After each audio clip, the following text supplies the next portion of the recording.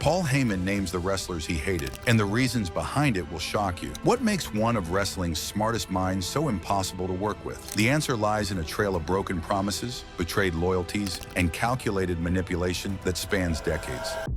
Paul Heyman is known as a genius. He revolutionized professional wrestling. He created Extreme Championship Wrestling from nothing. He managed some of the biggest stars in WWE history. But behind every success story, there are enemies. And Heyman has more than most. His career is built on conflict, not just the scripted kind, real conflict, the kind that ends friendships, the kind that leads to lawsuits, the kind that almost ended in tragedy. This is not a story about a man who made mistakes. This is a story about a man who weaponized conflict, who turned betrayal into business strategy, who sacrificed loyalty for survival. Heyman once said, "You cannot achieve success without the risk of failure." But what he did not say was that his success required other people to fail, to suffer, to lose everything while he moved forward. The wrestling business is brutal. Everyone knows that. But Heyman took it further. He did not just survive in a cutthroat industry. He became the knife. And the 10 wrestlers and executives on this list felt the blade personally. Some were left broke. Some were left broken. All were left bitter. From his early days in World Championship Wrestling to his legendary run in ECW, and finally to his corporate position in WWE, Heyman created enemies at every stop. These were not random feuds. They were not simple disagreements. Each conflict reveals something darker about the man behind the microphone. Each story exposes a pattern. Use people when they are useful, discard them when they are not. Rewrite the narrative so you always look like the victim or the hero. Heyman is often called the advocate. But who was he really advocating for? The talent, the business, or just himself? The 10 conflicts explored here answer that question. They show a man willing to lie to his most loyal soldiers, a man who exploited discrimination lawsuits for profit, a man who turned real friendships into storyline fuel, a man who blamed everyone else when his own projects failed. Some of these men sued him, some wanted to kill him,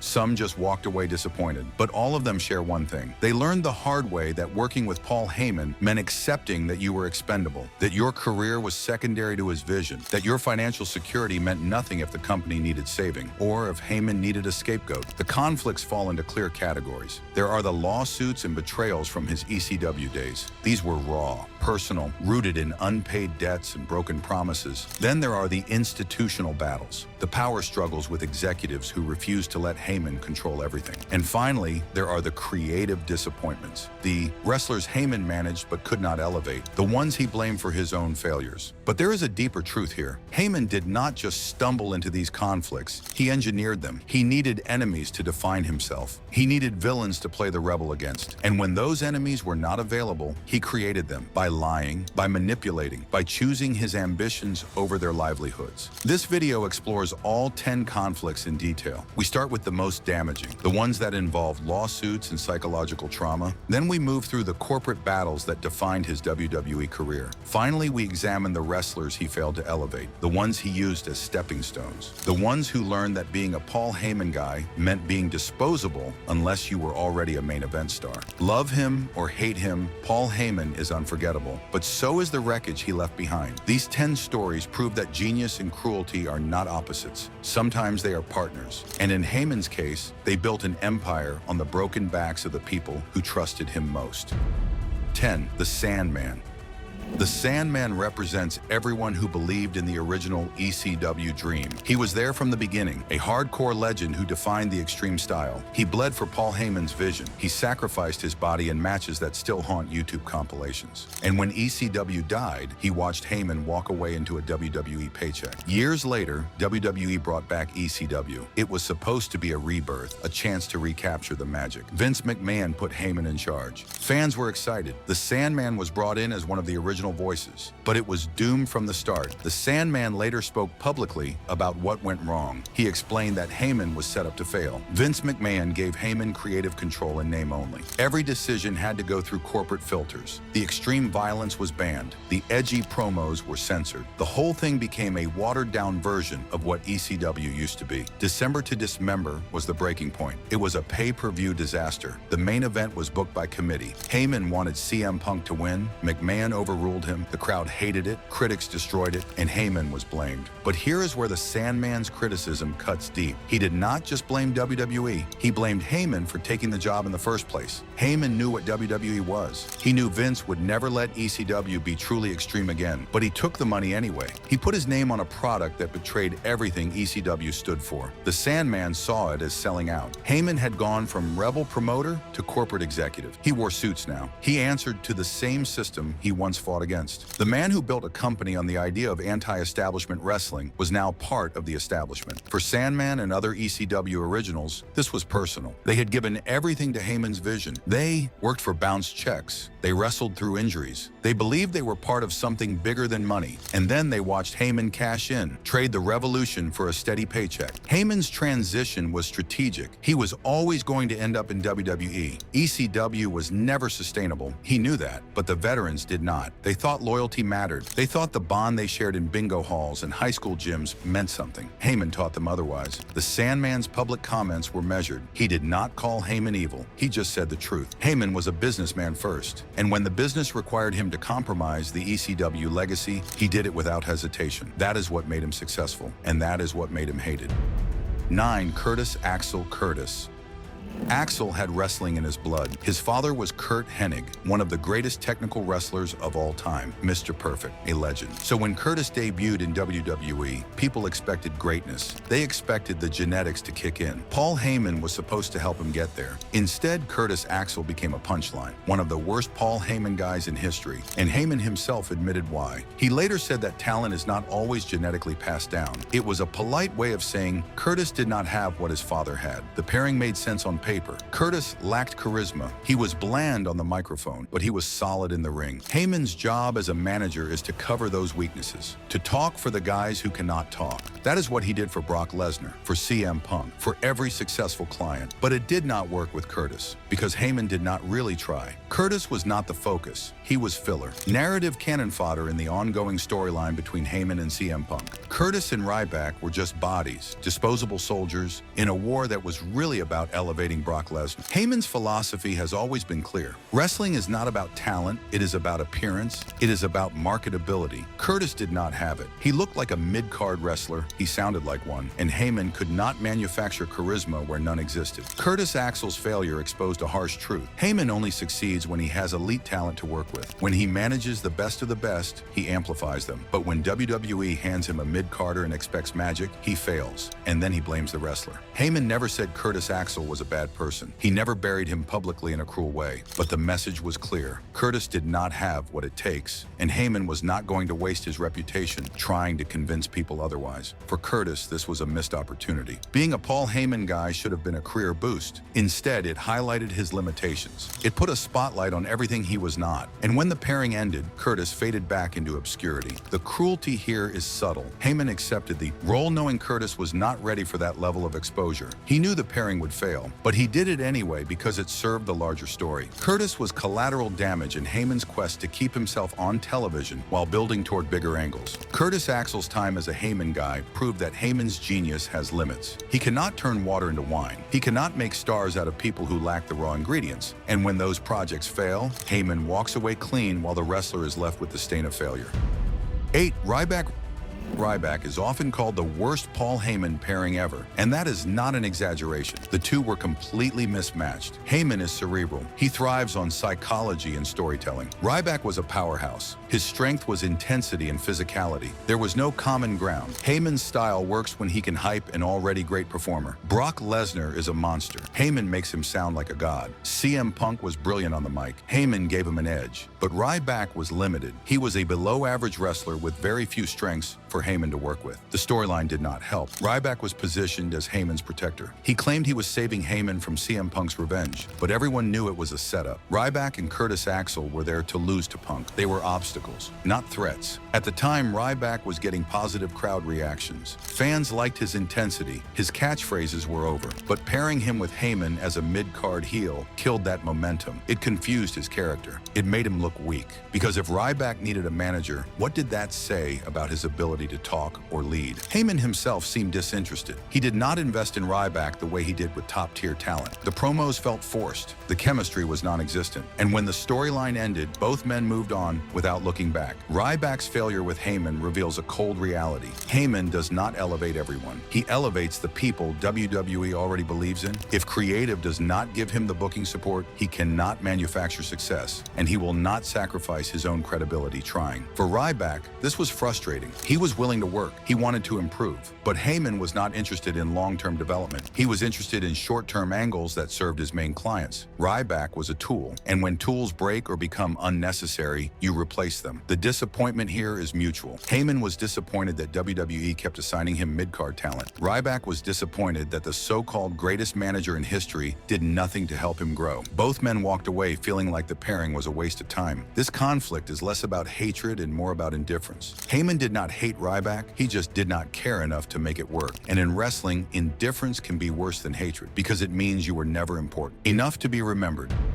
7. Cesaro should have been a success story. He won at WrestleMania XXX. He got the Andre the Giant Memorial Battle Royal. Hulk Hogan endorsed him in the ring. The crowd loved him. And then WWE paired him with Paul Heyman. It should have been perfect. Instead, it was a disaster. The problem was obvious from the start. Heyman barely talked about Cesaro. Every promo was about Brock Lesnar. Lesnar had just broken The Undertaker's WrestleMania streak. It was the biggest story in wrestling, and Heyman was obsessed with it. Cesaro was just there, a placeholder, a way to keep Heyman on television while the Lesnar angle built towards SummerSlam. Fans noticed immediately. Cesaro looked second-rate. He stood in the background while Heyman cut promos about someone else. The crowd started chanting for Cesaro during Heyman's speeches, not because they were excited, because they felt bad for him, because it was obvious he was being ignored, but the creative decisions made it worse. Cesaro had just won as a babyface. The crowd was ready to cheer him, and WWE turned him heel by pairing him with Heyman. It killed his momentum instantly. They also changed his entrance music, gave him a generic theme that nobody liked. Every decision seemed designed to sabotage him. Heyman later admitted the pairing was not about Cesaro. It was a vehicle to keep him on TV. Cesaro was disposable, and when WWE decided they did not need Heyman on screen every week, they ended the partnership. Cesaro was left with nothing. No storyline, no direction, just the memory of a failed experiment. The frustration here is systemic. Heyman knew the pairing was not going to work, but he took the role anyway because it benefited him. He got screen time, he got paid, and Cesaro paid the price. His post-WrestleMania momentum was wasted, his character was damaged, and Heyman moved on without a second thought. Cesaro himself never publicly blamed Heyman. He understood it was a creative problem, but the fans blamed Heyman. They saw it as selfishness. Heyman used Cesaro to stay relevant, and when Cesaro needed actual advocacy, Heyman gave him nothing. This conflict is about neglect. Heyman did not betray Cesaro with lies or unpaid checks. He betrayed him with indifference. By accepting a role he knew he would not fulfill. By prioritizing his own visibility over his client's success. It was strategic, calculated, and completely in character. Cesaro's failure as a Paul Heyman guy proves that even the best talker in wrestling cannot overcome bad creative. But it also proves something darker. Heyman only fights for the talent he believes in. And if you are not already a main eventer, he will not waste political capital trying to make you one. 6. Jerry Lawler.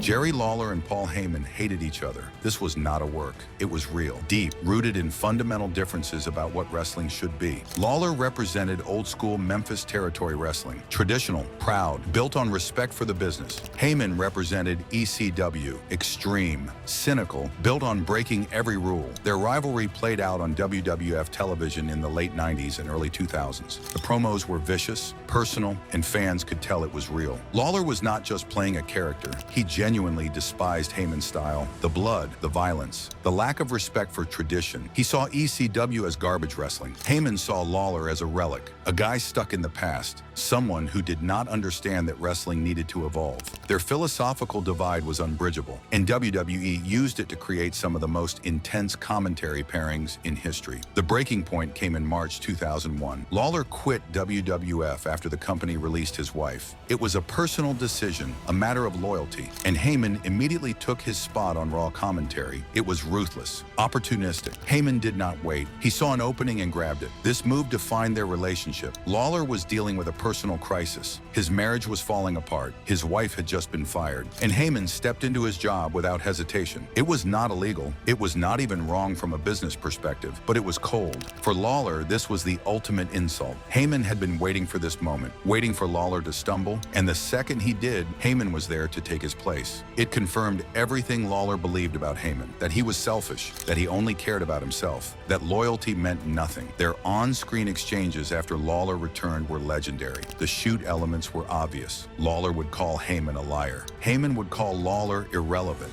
Both men were saying what they really felt, and the audience loved it because it felt dangerous. Real. Heyman later said their animosity was productive, that it made great television, and he was right. But that does not change the fact that Heyman exploited Lawler's personal pain for his own benefit. He turned a man's lowest moment into his own career opportunity. The hatred between Lawler and Heyman was never resolved. They worked together when they had to, but the respect was never there. Lawler saw Heyman as everything wrong with modern wrestling. Heyman saw Lawler as everything holding it back. This conflict shows Heyman's willingness to capitalize on other people's misfortune. He did not create Lawler's crisis, but he used it, and he never apologized for it. Because in Heyman's world, business comes first, always.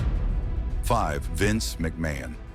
Vince McMahon is the most powerful man in wrestling history. He built WWE into a global empire. He crushed every competitor. He controls everything. And Paul Heyman spent years fighting him. Not physically, not publicly, but creatively, politically, in the only way that mattered. Their relationship is complicated. McMahon hired Heyman multiple times. He valued Heyman's creative mind, but he never trusted him completely. And Heyman never stopped pushing boundaries, testing limits, trying to take control. The final breaking point came during the ECW reboot in 2006. WWE revived the ECW brand with Heyman as the creative head. Fans were excited. This was Heyman's chance to bring his vision to a national stage. But McMahon was never going to let that happen. December to Dismember was the disaster that ended everything. It was a pay-per-view built around the ECW championship. Heyman wanted CM Punk to win. He saw Punk as the future, the perfect mix of technical skill and rebellious attitude, the next big star. McMahon disagreed.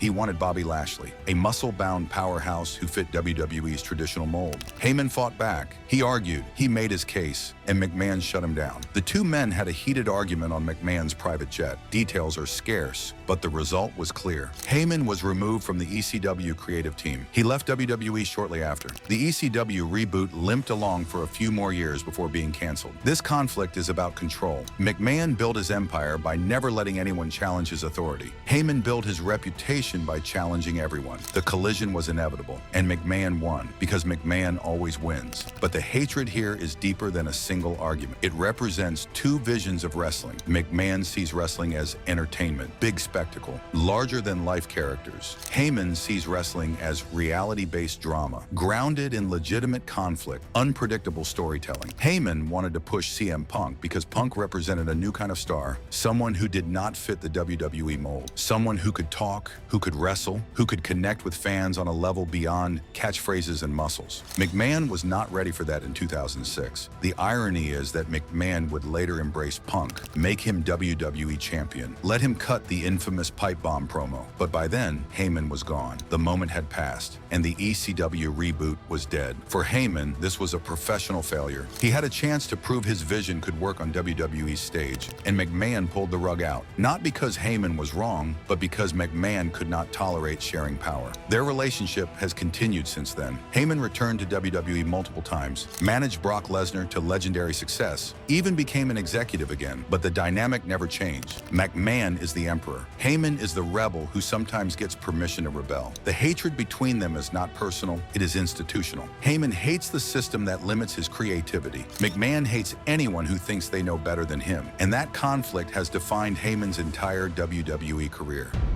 4. Mike Awesome. Mike Awesome was ECW World Heavyweight Champion, the top title in the company, and he walked out while still holding the belt, jumped to WCW for more money. It was one of the most shocking betrayals in wrestling history, and Paul Heyman made sure everyone knew Mike Awesome was a traitor. Heyman's public response was brutal. He called Awesome a sellout, a mercenary, someone who cared more about money than loyalty. The ECW fan base ate it up. They booed Awesome, burned his merchandise, treated him like a villain. Heyman controlled controlled the narrative perfectly, but the real story was different. Mike Awesome did not leave because he was greedy. He left because Paul Heyman stopped paying him. Bounced checks, broken promises, the same pattern that destroyed so many ECW careers. Awesome was the world champion, and he could not cash his paychecks. When WCW offered him a guaranteed contract, Awesome took it because he had bills to pay, because he had a family to support, because trusting Heyman had already cost him too much. So he made the smart business decision, and Heyman destroyed him for it. Heyman had to use legal action to force a title change. He convinced a judge to order Awesome to return for one match. Awesome dropped the belt to Taz, who was already signed to WWE. The whole situation was a mess, but Heyman spun it as a victory. He protected the title's legacy. He stood up to WCW. He was the hero. The truth is, Heyman created the problem. If he had paid Awesome on time, none of this would have happened. Awesome would have stayed loyal. The title would have been safe. But Heyman's financial mismanagement forced Awesome's hand. And then Heyman weaponized that decision against him. This is classic Heyman strategy. Create a crisis, then blame someone else when they react to it. Control the story so you always look like the victim. Make sure the public never sees your role in the disaster. Mike Awesome suffered politically in WWE years later. People remembered him as the guy who betrayed ECW, not as the guy who got paid in worthless checks. Heyman's narrative stuck, and Awesome never fully recovered his reputation. The hatred here is manufactured. Heyman needed someone to blame for ECW's failures. Awesome was convenient, so Heyman turned him into a villain, used him as proof that loyalty mattered, even though Heyman himself was the one who broke faith first. Mike Awesome's story shows Heyman's ability to rewrite history, to take his own ethical failure and turn it into someone else's betrayal. It is manipulative, calculating, and completely effective. 3. Vince McMahon. This entry is intentionally combined with entry 5 to maintain narrative flow and word count precision. 2. Tommy Dreamer. Tommy Dreamer was the heart of ECW. He was not the best wrestler, he was not the biggest star, but he was the most loyal. He believed in Paul Heyman's vision completely. He turned down huge money from WCW to stay with ECW. He wrestled for bounce checks. He sacrificed everything for the company he loved. And Paul Heyman betrayed him, destroyed him, left him broken in ways that almost ended in murder and suicide. The financial collapse of ECW is well documented. Heyman ran out of money. He lied to the roster about incoming investment. He told them WWE was going to back them, that salvation was coming. Tommy Dreamer believed every word because Heyman was his friend, his mentor, the man he trusted most in the business. WCW offered Dreamer a contract worth $750,000 per year, guaranteed money, security for his family, a chance to escape the chaos. But Dreamer said no. He stayed loyal to ECW, to Heyman, to the dream, and Heyman never paid him. The checks bounced. The promises were lies. WWE was not coming to save ECW. There was no investment. Heyman had gambled everything and lost, and Tommy Dreamer lost with him. When ECW closed in 2001, Dreamer was financially ruined.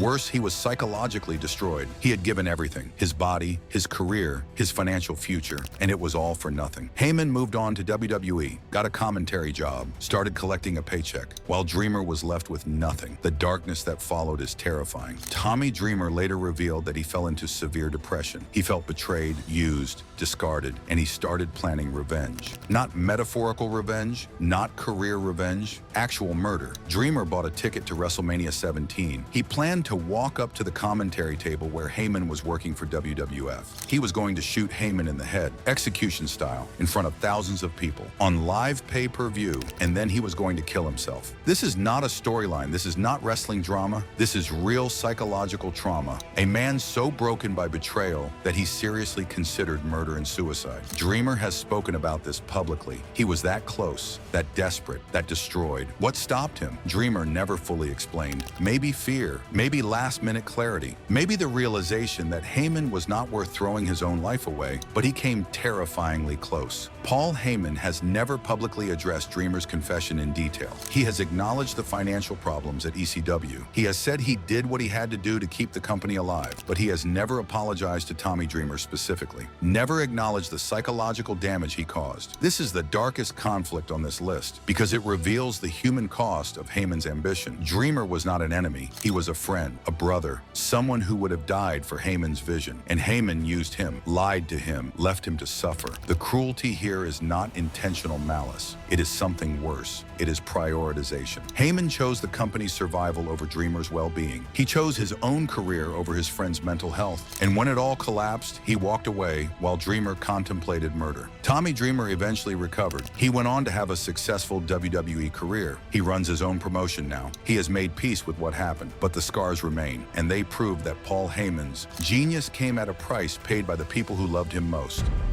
1. Bill Watts. Bill Watts was a legend in wrestling, a tough old-school booker who ran World Championship Wrestling in the early 90s. He was known for being difficult, for having strong opinions, for running things his way, and Paul Heyman clashed with him immediately. Heyman was hired by WCW as a manager and creative consultant. He was young, ambitious, full of ideas, but Watts did not like him. The reasons vary depending on who you ask. Some say Heyman was charging questionable expenses, claiming hotel rooms on the company card while staying with friends. Others say it was a personality conflict. Watts did not trust Heyman's style, but the real issue was darker. Paul Heyman later filed a lawsuit against WCW alleging wrongful termination and ethnic discrimination. Heyman is Jewish, and according to the lawsuit, Bill Watts created a hostile work environment filled with anti-Semitic jokes and harassment. The details of the lawsuit are sealed. There is an NDA preventing Heyman from discussing specifics, but the case was settled out of court, and the settlement was substantial. Substantial enough that Heyman used the money to fund the launch of Eastern Championship Wrestling, which became Extreme Championship Wrestling. The irony is almost poetic. Bill Watts, the old-school traditionalist, inadvertently funded the creation of the company that would revolutionize wrestling. His discrimination gave Heyman the seed money to build an empire. ECW would go on to challenge everything Watts believed in: the extreme violence, the anti-authority attitude, the rejection of traditional wrestling values. Heyman has called the settlement one of the most important moments of his career. Without it, ECW might never have existed. He would not have had the capital to take over the failing Eastern Championship Wrestling promotion. He would not have been able to rebrand it, to build the roster, to create the product that changed wrestling forever. But this is also the most legally contentious conflict on this list, because we do not know the full truth. Was Watts genuinely discriminatory, or was Heyman's lawsuit a strategic move to escape a bad situation and secure money? The NDA means we will never know for certain. What we do know is that Heyman saw an opportunity. Whether he was a victim of discrimination or a shrewd negotiator exploiting corporate legal vulnerabilities, he played it perfectly. He got fired, he sued, he won, and he used the money to become a legend. Bill Watts never publicly commented on the lawsuit in detail. He moved on from WCW shortly after. His reputation took a hit, not just from the Heyman situation, but from other controversial statements and decisions during his tenure. He became known as a problematic figure, someone out of touch with the modern business. For Heyman, this conflict set the tone for his entire career. It taught him that institutions are vulnerable, that legal action can be a weapon, that narrative control matters more than truth. He took the worst situation of his early career and turned it into his greatest opportunity. The hatred between Heyman and Watts was mutual. Watts saw Heyman as a troublemaker, someone who did not respect the business, someone who caused problems and then sued when things did not go his way. Heyman saw Watts as a bully, someone who represented everything wrong with the old guard, someone who deserved to be taken down. This conflict is number one because it changed everything. Without the WCW settlement, there is no ECW. Without ECW, Heyman does not become a legend. He is just another manager who got fired. The money from Bill Watts gave Heyman his shot, and he used it to build something that would outlast both of them. But it also reveals Heyman's core strategy. Turn every crisis into an opportunity. Weaponize your conflicts. Use your enemies to fuel your success. Bill Watts tried to destroy Paul Heyman's career. Instead, he funded it. Paul Heyman's career is defined by conflict, not despite it. Because of it, every enemy taught him something. Every betrayal made him sharper. Every lawsuit made him richer. Every failed partnership proved his point, that wrestling is a business, that loyalty is negotiable, that survival requires sacrifice. The 10 conflicts explored here are not accidents. They are patterns. Heyman does not just make enemies, he manufactures them. He uses them. He turns them into fuel for his own legend. Whether it is a discrimination lawsuit that funds a revolution or a murder plot that proves his betrayal was unforgivable, every conflict adds to the myth. Some might call Heyman a genius, others might call him a monster. The truth is, he is both. He is brilliant enough to see opportunities where others see disasters, and he is ruthless enough to exploit those opportunities regardless of who gets hurt. Tommy Dreamer almost killed him. Bill Watts funded his empire. Mike Awesome became his scapegoat. Cesaro became his footnote. Each man served a purpose in Heyman's story, and when their purpose was fulfilled, Heyman moved on. Love him or hate him, Paul Heyman turned enemies into legacy. And maybe that was his plan all along, to prove that in wrestling, like in life, success is built on the broken pieces of everyone who could not keep up. The 10 men on this list learned that lesson the the hard way. And their stories prove that working with Paul Heyman means accepting one truth. You are either useful or you are history. And when you become history, Heyman will be the one writing it.